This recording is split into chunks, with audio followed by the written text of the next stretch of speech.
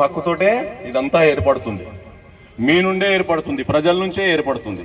ప్రజలు ఓటు హక్కు ఎంత ప్రాధాన్యత అంటే ఇప్పుడు మనం ఎన్ని చట్టాలు చేసుకోవాలన్నా ఇప్పుడు రూల్ మేకర్స్ అండ్ రూలర్స్ వాళ్ళని తయారు చేస్తుంది ఎవరు?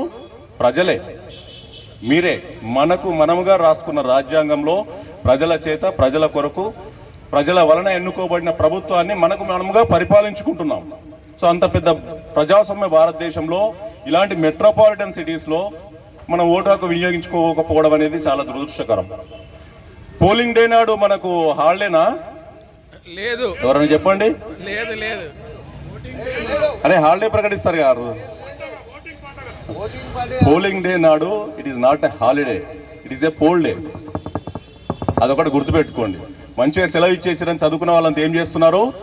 పోలింగ్ డే నాడు ఆ రోజు షెడ్యూల్ వాళ్ళకి సంబంధించిన ఏమైనా కార్యక్రమాలు పెట్టుకుంటున్నారు, ఇంటి దగ్గర ఉన్నారు. చాలా అది మంచిది కాదండి.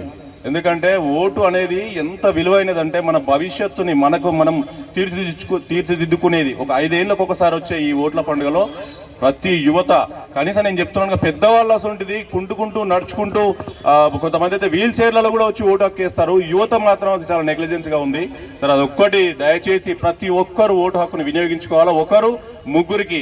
ముగ్గురిని తీసుకుపోవడానికి ట్రై చేయండి.